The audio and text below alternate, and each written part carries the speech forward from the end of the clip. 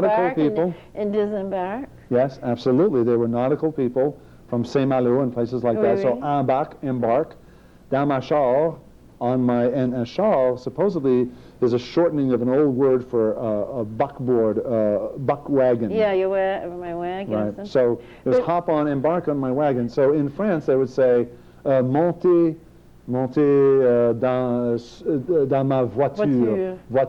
Right. But in Quebec, what I found was these kinds of expressions were recognized up there. So they knew what I was talking about. If I said embarque dans ma char, they knew, and they used these expressions. So I found that although they were quite astonished that anyone from Maine or from the United States would speak French and continue to speak French, even though I told them my parents were from Quebec, I found that after a few minutes, when they realized that, they're quite delighted that anybody, and astonished is another word, they feel like we in America, surrounded at that time at least by a sea of English as the dominant language, the dominant culture, they're quite astonished. They say, oh, that's amazing that you can keep your French up. And of course the people in Quebec are quite sensitive to that. Right. So I found that there were a lot of similarities. I felt like when I went to France, I felt like I was going to an ancient land and I recognized parts of it. Whenever I go to Quebec, I feel like I've gone home. I've gone to the real motherland or the real homeland, as I'm sure you do. That's how I feel. Well, yes, because I was born there and all my roots are there, so I feel somewhat déraciné or uprooted. How old were you when you came here, though? 5 months. Oh, really? Yeah. Wow. So that's very young. But there's still, and I think a cultural migration is something, and the feeling of uprootedness is something that is internal. It's an internal process. And it's grounded in language and custom and tradition. And I grew up in a very Quebecois household. And also with the religious factor, we can talk about that later, impacted that household. But I felt déraciné. And when I visited France, Paris, for example, there was a sense of internationality about that city in particular. And the French language in France has been subject to so many influences, whereas the French that's spoken in Quebec, that we speak a variation of, or a patois of, is the French that originally came over in the 1600s and 1700s. Right. So it's a way of preserving the language, and there are a wealth of these expressions, none of which come to my mind right now, but certainly words that we use in your song, nanan, nanan, instead of saying bonbon for candy, nanan, or ben instead of bien, or mère and pépère instead of grand-mère and grand-père. And I think one of the wonderful things that I like to introduce the audience to is Sundays at Grandma's, which is Michael's cassette outlining, chronicling a typical journey in the days of these folks around family celebrations, cultural events, the typical neighborhood, life in the hood. Yes, yes, and the losing of a job and all that, yes. So we can talk about more of your work later, but I like to rewind a little bit in our conversation because we're focusing on perhaps more recent themes in your evolution, but I'd like to rewind back to your childhood in Lewiston, and perhaps you can talk about how that was and how that informed your work. And I understand that I need to congratulate you because you celebrated your 56th birthday. Oh, thank you very much. Recently. Merci so, beaucoup. Félicitations. Merci. Bon anniversaire, comme ça, tout comme ça. Oui, oui. Mais, let's rewind back to the childhood and what forces played into your shaping yourself and shaping your work, the bilingual, bicultural forces. Because all of our work is a fusion of reality and invention, I would imagine. Yes, so yes, absolutely. Let's talk about the reality a little bit, and perhaps your journey towards teaching as a profession and what brought you along that path. That's interesting. Well, you mentioned the tape, the Sundays at Grandma's, and that is, it's a fictional story, but it's based on our growing up, and the combination of reality and invention that you mentioned earlier. What I basically did is I had some images, I had some memories, and to me images are the things that make us most powerfully human beings. We image, we can imagine, we make pictures. As a poet, that's what I do, is the imagery and the visionary tradition, or the visionary element. I agree. Absolutely. So what I try to do is remember images from my childhood, and the gathering of people, the value of gathering. It is important for all of us to get together. I mean, we still do. My cousins and I, they have regular gatherings, some of which I can't attend because I'm often away, but there is a value of gathering. And when I miss one of the gatherings, I feel like, oh, gee, I wish I'd been home, you know. The value of keeping in touch with people that you love, the value of keeping in touch with people who've known you all your life. There is something about, I have an aunt who is failing now, but she has known me since before I was born, if you can go back that far. Oh, yeah. So when I speak to her, and when I'm in her presence, there's some kind of knowing, really knowing a person. You know, she's seen me I've never lost touch with her. So there was a value about that, and there was also this value that we shall take care of our own. In the story here, when Uncle Arthur goes away because he loses his job in the mill, which is a pretty typical happening. Uncle Arthur, by the way, is the most fictional character in there.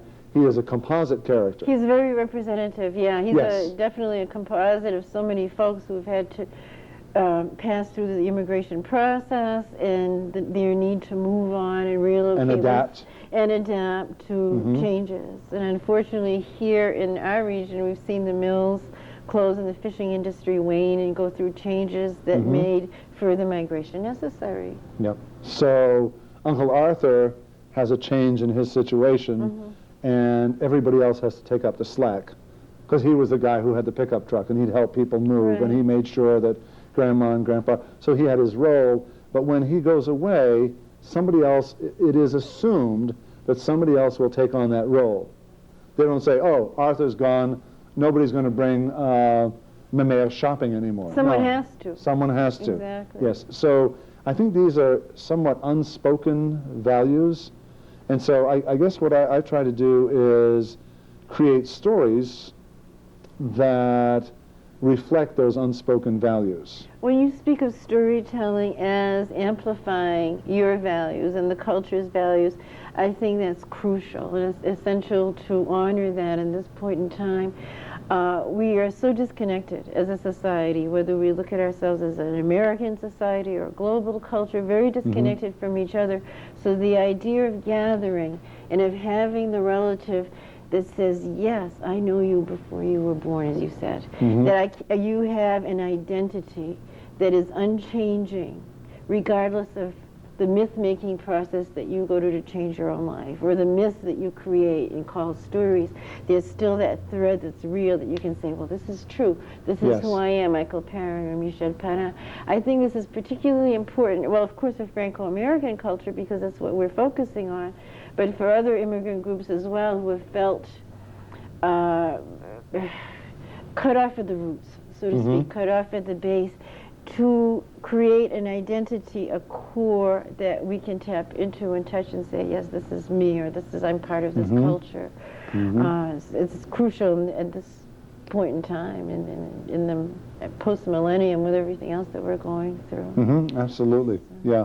I really, and it's interesting that it's also cross-cultural. Yeah. For instance, I mean, I obviously have an attachment to promoting and preserving Franco-American culture, but when I did, for instance, Grandpa's Birthday, and recently in Lewiston we premiered a play called A Frog Stuck in the Ice. Yes, I read about that. Well, in both instances this happened.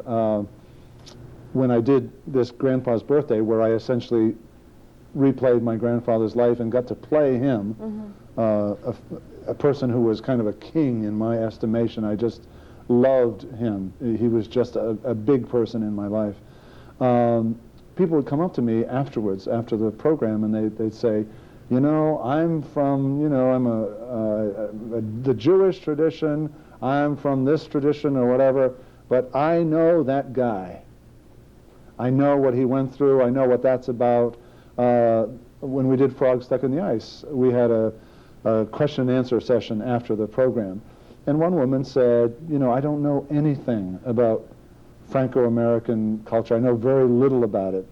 But what you're talking about, some of these things that you're talking about, are pretty universal human challenges. Can you talk about the theme of Frog Stuck in the Ice for those who don't know? Yes. Basically, it's a fairly simple story. A man, an elderly man in his 60s, he's been retired for a few years.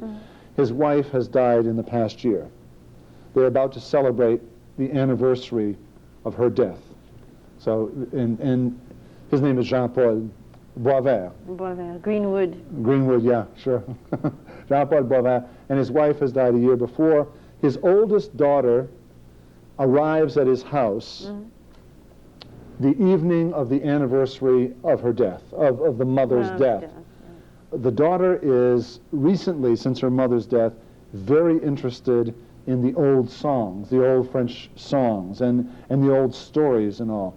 The old man is still very angry about all those years when she was assimilating, becoming a college teacher, and he is also going downhill since his wife has died. His health is not good, he's going downhill, he's not taking his medicines, and basically he's spending all his days in front of the TV watching soap operas and ESPN.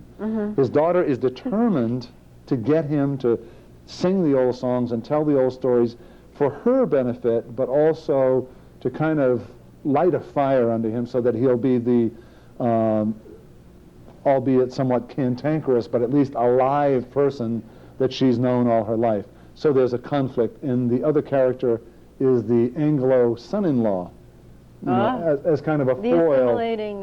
Yes. So there's a few conflicts going, but basically, it's interesting, you write a play, and then after you've written it, you realize what it was about, and you know it's that kind of thing. You probably feel the same way about writing a poem or about a story. I've written several plays as well, or poetic dramas, because they're focused on language and characters developed via language, and I really love it. But I understand what you're saying is that after it's formulated and staged and shared, then it takes on a different kind of dimension or a different sort of reality. Absolutely. It's the most fun, because I know you work with different genres yourself. The dramatic element, of course, the dramatic element, storytelling, and the stories, but drama to me is the most fun. Yeah, I really enjoy that. It takes a lot more, it takes a lot more of certain kinds of effort, but what I saw after we had rehearsed it, and saw very clearly when we performed it, was basically what the play was saying was that although our impulse, like the father's impulse, was to stash away all the memories and repress all the memories because they brought him pain. He didn't want, when his daughter said, tell me about these people in the photo album, he just, no. And finally it comes out that he doesn't want to look at that because it reminds him of his wife. So he is saying at the beginning of the play, what good are memories? And the implication is they only bring you pain. Certain kinds of memories only bring you pain. So do certain kinds of stories and certain kinds of songs. They just elicit memories that bring you pain. She is saying, no, those memories are what bring the healing. Yes, because the memory can be transformed by the process of expressing it, writing about it, singing it. So otherwise it'll just live in memory. Yes, it's the same idea as talking about the person who died rather than not mentioning their name anymore. So that's basically what the play was about. So it's a reclamation of values and life, and life-affirming. Yes, and the healing, I hate to say the healing power, it sounds so new age, but the healing power of memories. It goes way back. Yeah, sure. Yeah. It's old age, too. Old age. Ancient age. Yeah, the healing power of memory, I think, is really important. And that's part of your role as a storyteller, is to bring that sense of timeless reality in the way, manner in which you communicate the story. A tremendous sense of family and community, and grew up in that kind of neighborhood where. Did you grow up with the typical foods and the songs? As you said, you researched many of these songs later, or started collecting songs or and found retrieving the stories. them. Yeah, retrieving them. But you grew up with many of them around you, yes, as well as the foods.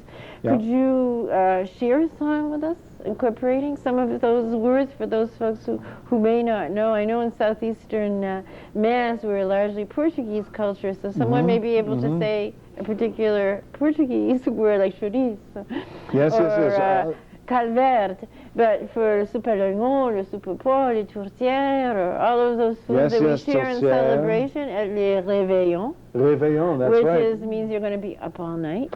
Yes, or most réveillon. of the night. And the biggest réveillon for our family, at any rate, was the midnight mass. Post-midnight mass reunion on Christmas Eve. So it's a big all-night feast, and I know the Portuguese and the Cape Verdeans in this area do the same thing, and I've enjoyed the same kind of celebration with a different name. But that's do you have a réveillon song?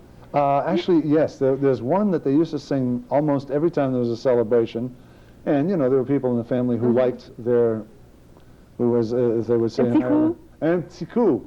Well, this is a song that my grandfather and all the uncles and the aunts all sang, usually when they were having a good time and having a drink. And there are a few verses, but the one verse that was kind of the chorus was, prendre un petit coup c'est agréable, prendre un petit coup c'est doux, prendre un gros coup ça rend l'esprit malade, prendre un petit coup c'est agréable, prendre un petit coup c'est doux. And that always struck me as very interesting, because they were celebrating, having a drink, having good food. Yeah, petit coup, a little shot for a little hit. A little hit. Un petit coup. But then they say, prendre un petit coup, c'est agréable. It's agreeable, it's pleasant. Yeah. Prendre un gros coup, to take too big it'll of a hit. It'll make your spirit sick. Make your spirit sick. They don't say it'll make you sick to your stomach. Right, exactly. They say it'll make your spirit sick. And I think that was probably some sort of a cultural safeguard against overindulgence. I really don't know. But it's interesting that it's in that song, which has actually a couple of very bawdy verses. Yes. And it's kind of a fun, kind of a drinking song, but there's that little tiny caution in there. And